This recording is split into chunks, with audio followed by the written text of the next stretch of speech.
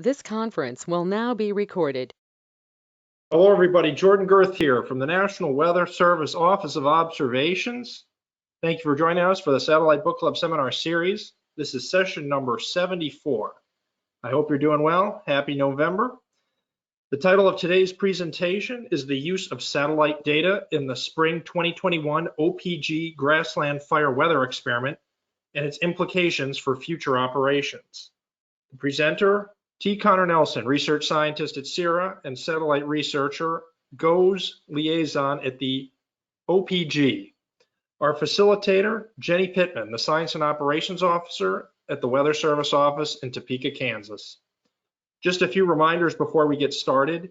This session is being recorded. There will be an opportunity for Q&A after the presentation. We encourage attendees, particularly from our field offices and regional headquarters, to ask questions and also make comments regarding the content of today's presentation. We're looking for future presenters, and if you have any questions regarding training materials, Brian Mata at the Office of the Chief Learning Officer can help you. I'd also like to remind you that next week is Veterans Day, and there will not be a Satellite Book Club next Thursday. I'd like to thank the Tower S team, particularly Kashad Bowman, the Office of the Chief Learning Officer, the GOES-R, and the JPSS programs for their support of the Satellite Book Club. I'd now like to formally introduce Connor, as I already mentioned, a research scientist at CIRA and working with the Operations Proving Ground in Kansas City, Missouri. His work involves the evaluation and validation of new forecasting techniques for products with an emphasis on satellite-dependent products and decision aids for forecasters.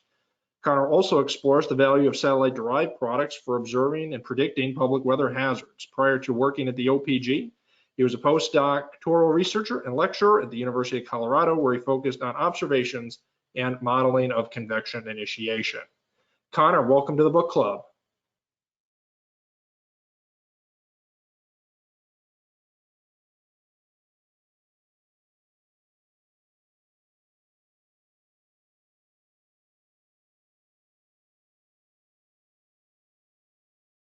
Connor, are you with us? Okay, can you hear me now? We got you. Thank you. Okay, thank you. All right, so yeah, today I will be going over the use of satellite data from the Spring 2021 OPG Grassland Wildfire Experiment, and I hope to briefly touch upon its implications for future operations towards the end of the talk, and I hope that that will facilitate a good discussion after the talk is completed. So the OPG Grassland Fire Experiment was conducted on the 5th through 8th of April of this year in collaboration with the Fire Weather Program, Program Management Office, as well as local SMEs.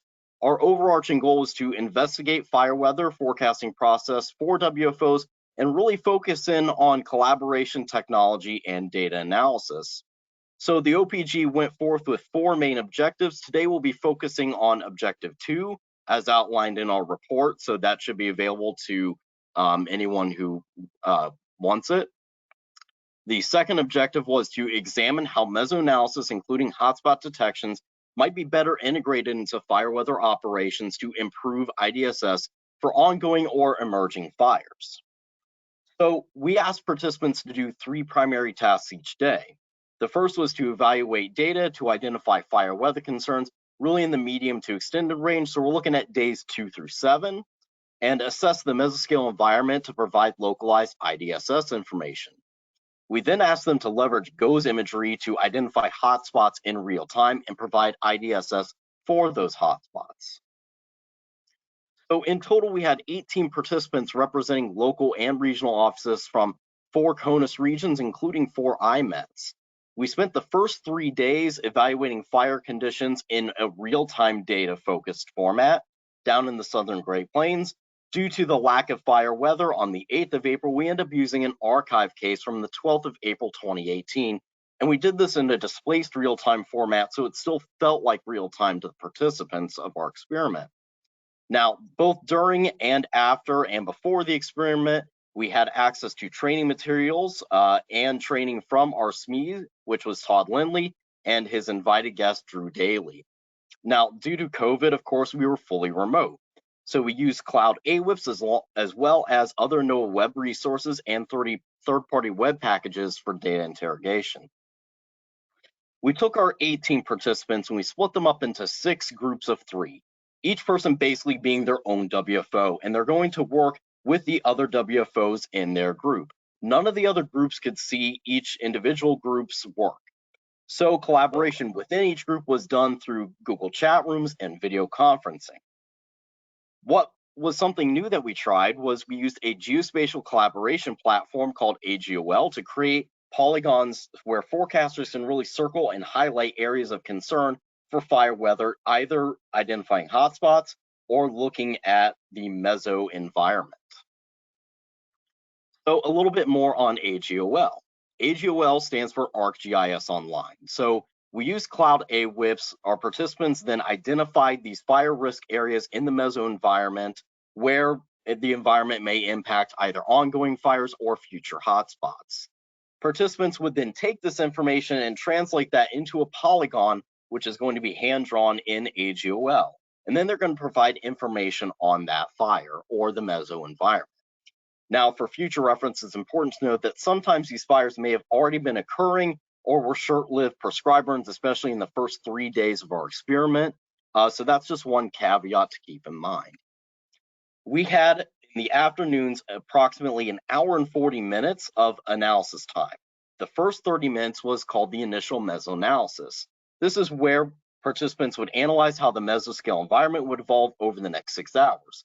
What they were asked to draw, though, was an area highlighting the highest risk should any fire start, and provide a short discussion aimed at fire weather partners for internal and provide internal reasoning and a fire risk level.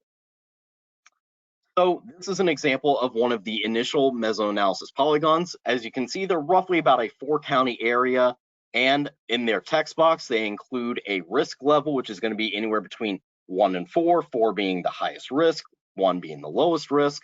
And they're going to include a discussion to partners documenting the meteorological conditions that might impact fire potential. Here is a heat map, basically, of all of the initial polygons during the experiment for the 5th, 6th, 7th, and 8th of April.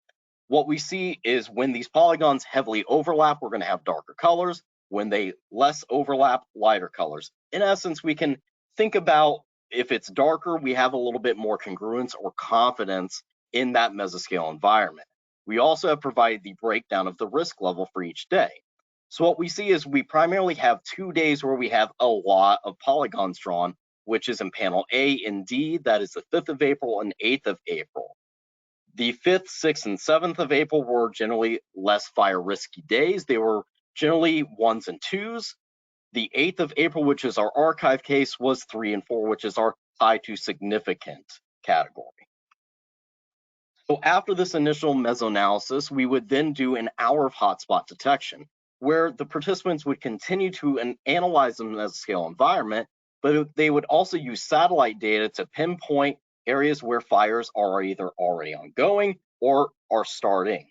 And then they would provide similar IDSS information for that fire over the next 6 hours. So here's an example of what these hotspot polygons would look like.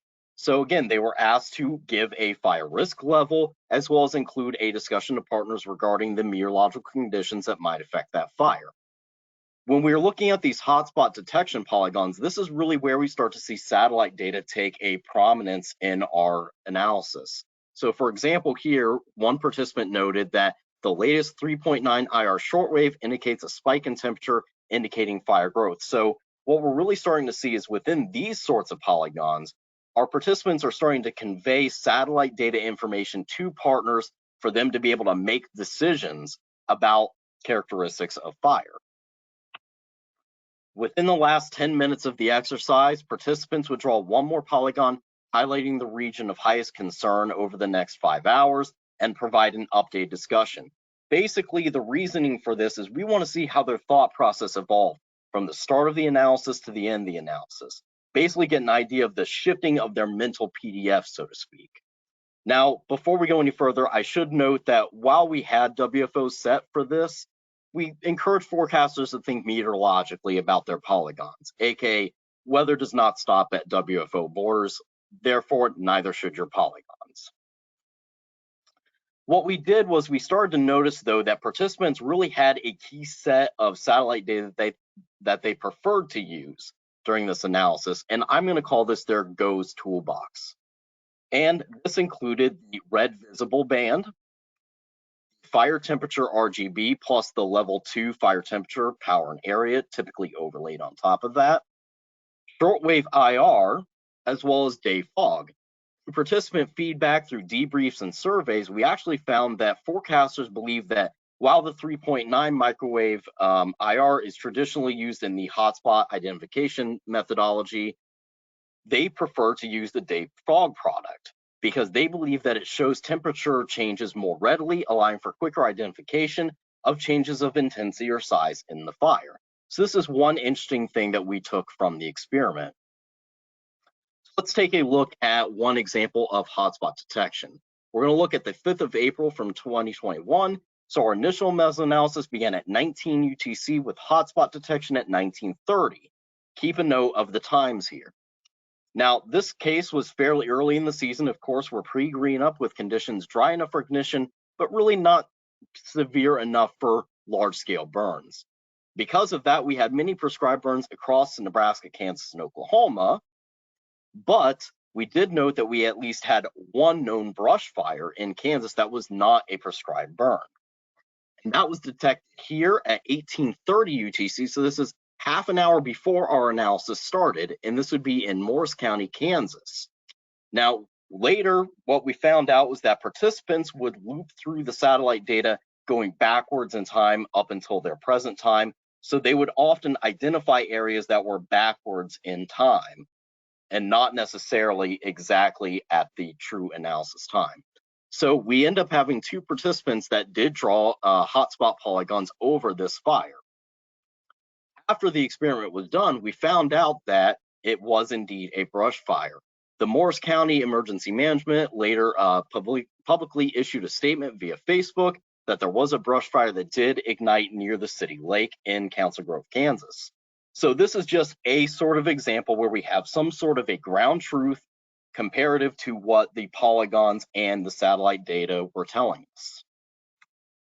Let's take a satellite loop of the GOES 16 fire temperature RGB as well as our level 2 temperature. The fire is going to be circled in yellow, and again, we see that the fire occurred before the polygons were issued, and in fact, it was extinguished even before the polygons were issued. So this becomes an issue with spatiotemporal understanding of what do these polygons mean.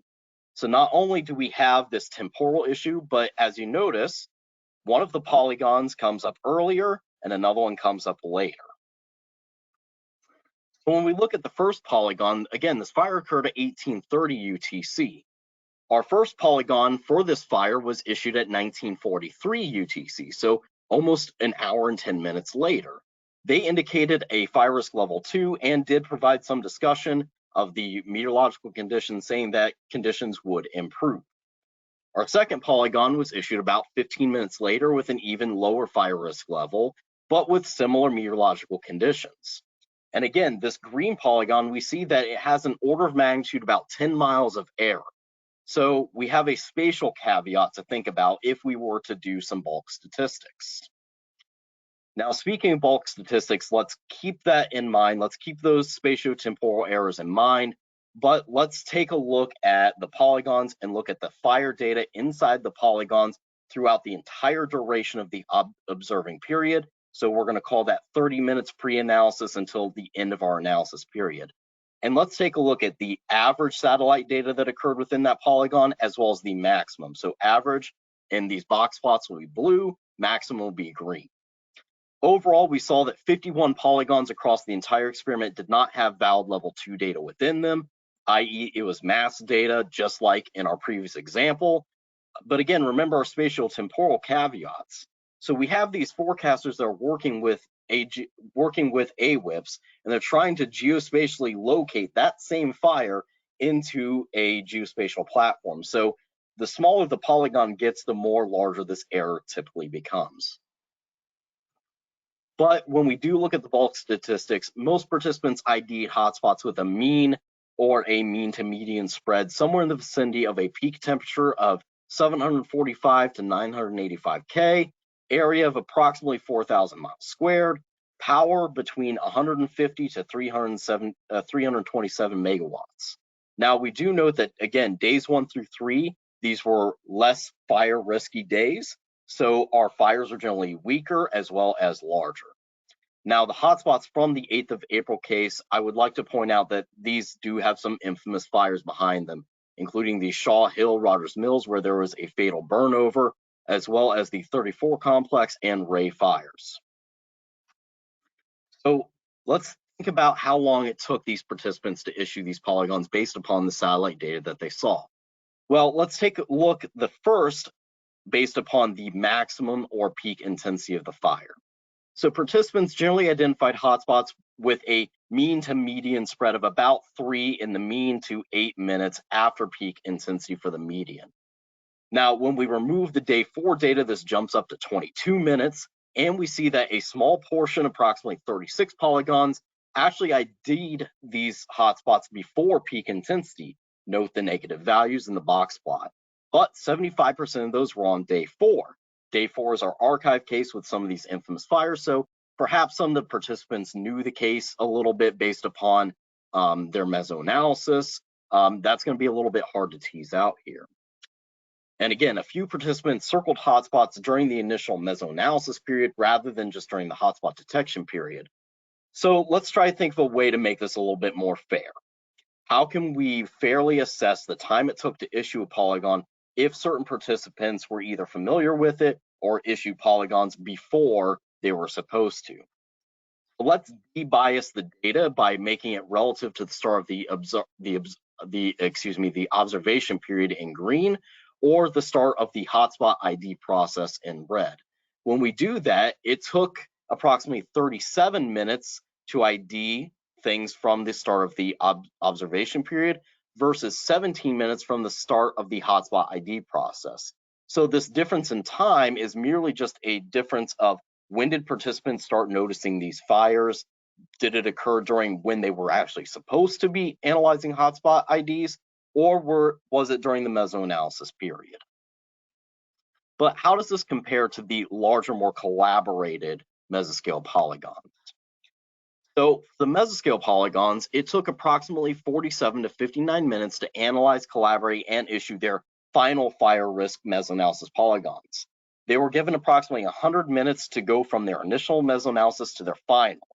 We do see a slight decrease in time over the duration of the experiment, which could be real, it could be familiarity with the experiment procedures, or it could just be the fact that we've only got 4 days worth of data. After the experiment, we asked participants how difficult were the tasks that we asked of you. And we did that for identifying hotspots, providing IDSS for hotspots, and performing mesoanalysis for the Grassland fires. Overall, participants felt that these tasks were feasible and not very challenging. And in fact, hotspot detection was relatively easy to complete, perhaps even easier than performing mesoanalysis or IDSS for hotspots. Mesoanalysis was perhaps the most challenging, as less participants believed it was not challenging and more participants believed it was slightly challenging compared to providing IDSS information. But one of the major caveats here is time. Think about the time that it took to issue these polygons. It took approximately 50 minutes or so for the mesoanalysis polygons, and it took approximately 15 to 30 minutes or so for the hotspot. So let's talk about what this implies for future operations. Our invited SME, Todd Lindley, provided some real-time feedback and expertise during the environment analysis period. And he also invited Drew Daly of the Oklahoma State Forestry Service to provide real-time partner feedback. Now, Mr. Daly noted that the potential value of smaller scale, frequently updated information based on mesoscale analysis. But his real key point takeaway was that the fire community is already well aware of hot, dry, windy conditions expected on red flag day. The crux of what the next step in evolution for operations is going to be real-time changes, including hotspots, changes in hotspot characteristics, rapid changes in winds, temperature, humidity, etc. Basically, rapid changes in the meso environment. And this is one quote that he said, which really stuck with us at the OPG. If you see a change coming, say something. It may be a critical piece of information that may be key to frontline firefighters.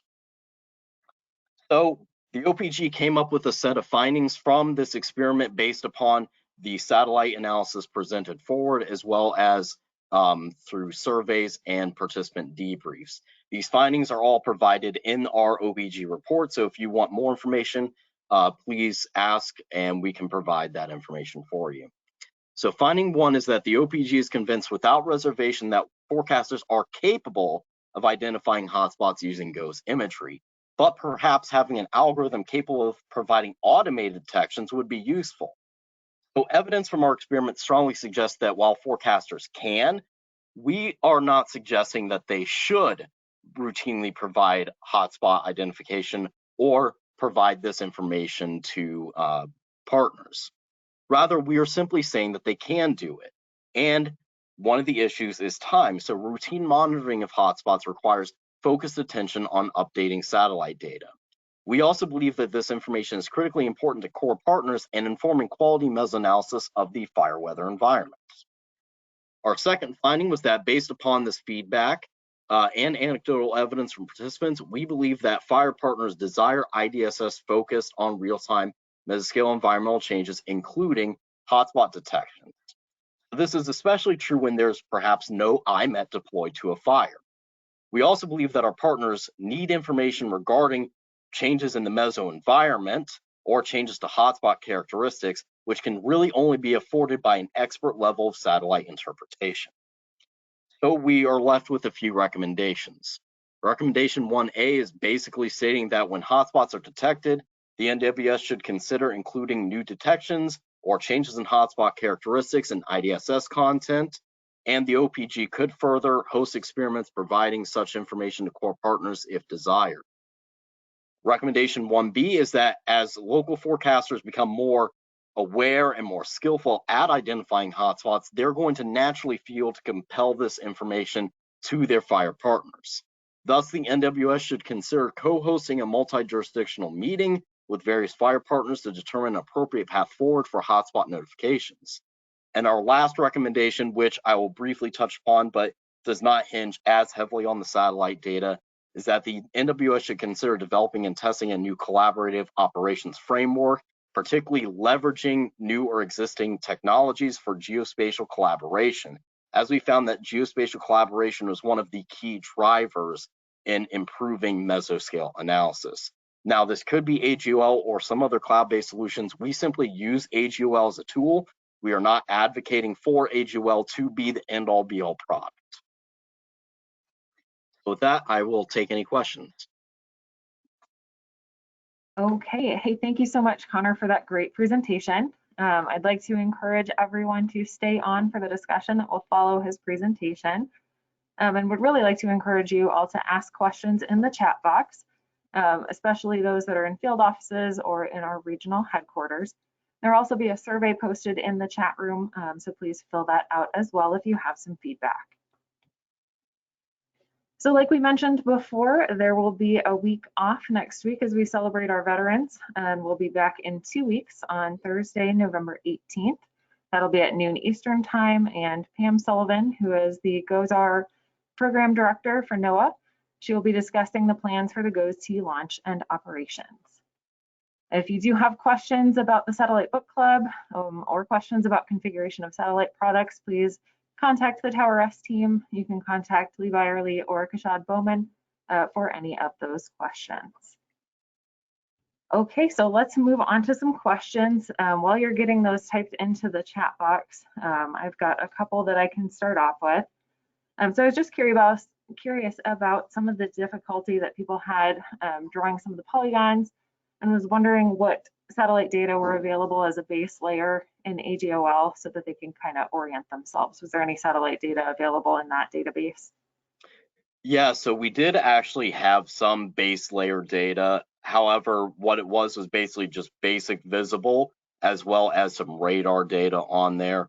The reason being is that we were not trying to replace we were not trying to replace cloud AWIPS with AGOL, but we did find that there was a slight lag in some of the data. It was not as very timely, so we did notice that there was perhaps maybe a 5-minute lag time in the updating of the satellite data within AGOL. So like I said, AGOL is not the end all be all. It was mainly just a way for us to test geospatial collaboration. We do believe that in the future, if we want to pursue geospatial collaboration further, some analysis on appropriate tools should be used. Some of the other challenges that perhaps were notable during collaboration.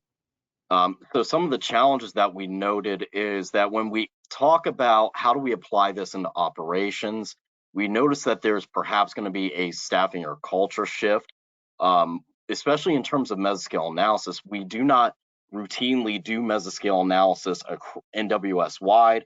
Of course, forecasters basically do mesoanalysis on their own. They're interrogating the data.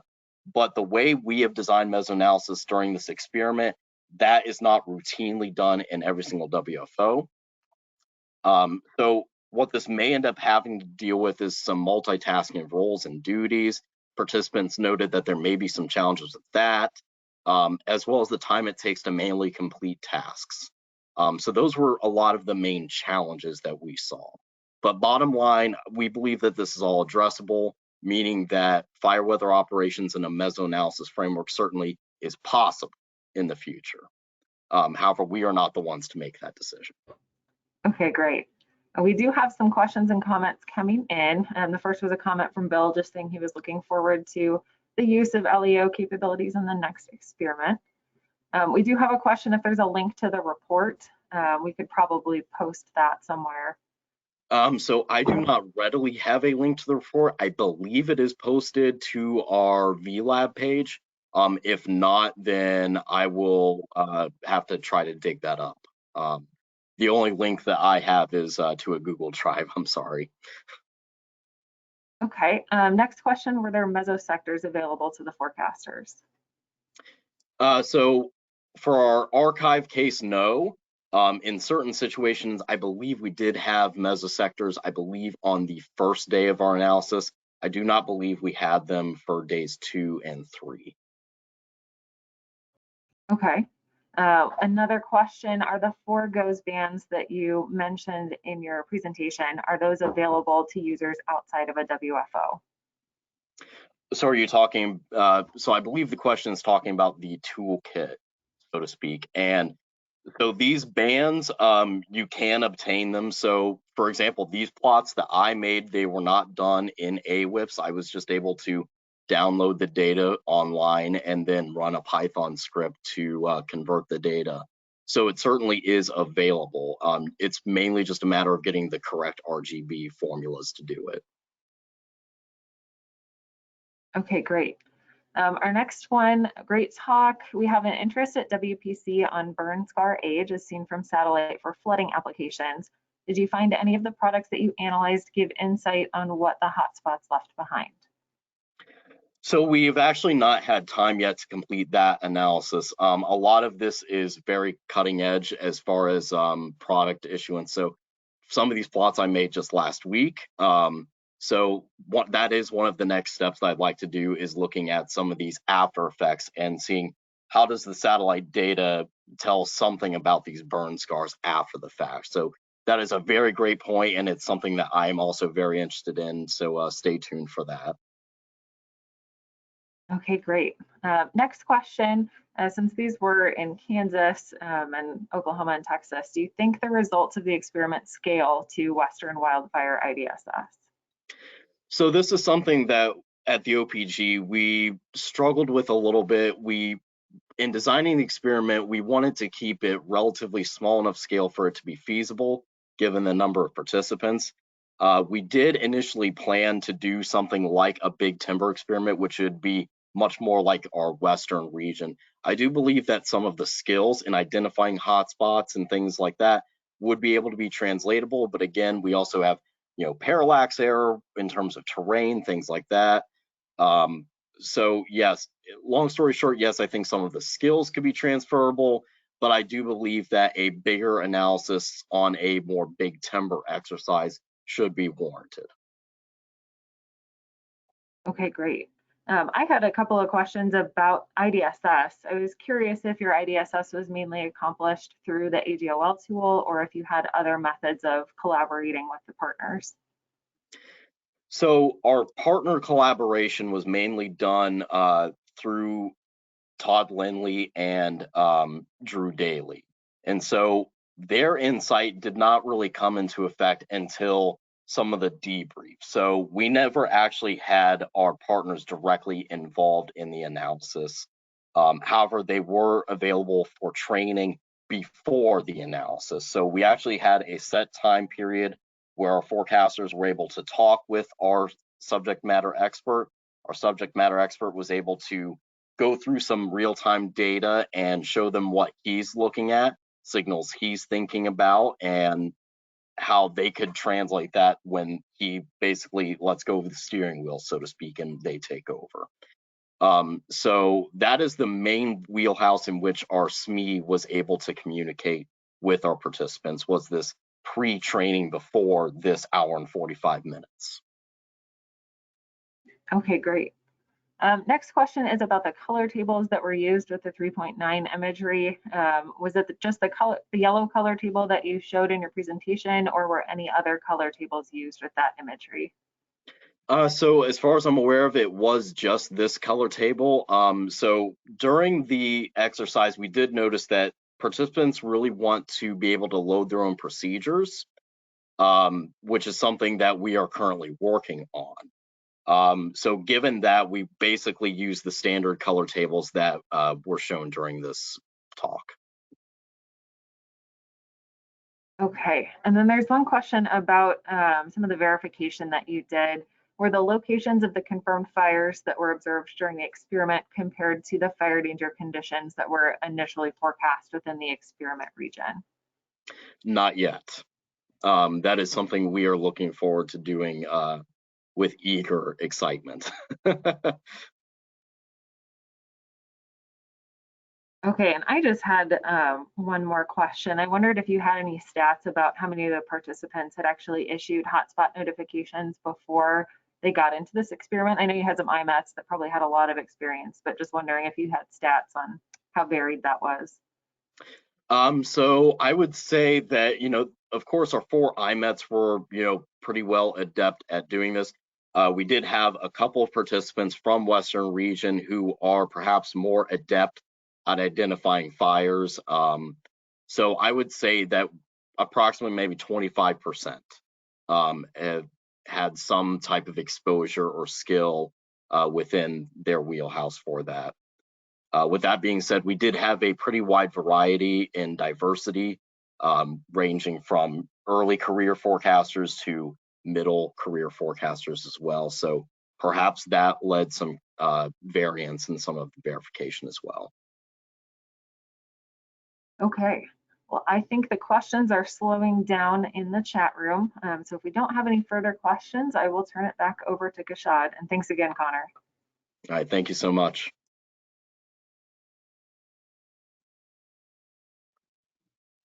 All right, thanks, Jenny, for facilitating today's discussion, and thank you, Connor, for today's presentation. As we've said a couple times today, the book club will not meet next week due to Veterans Day. The book club will meet 2 weeks from today, Thursday, November 18th. Pam Sullivan, the GOES-R program director, she'll discuss the GOES-T launch and operations.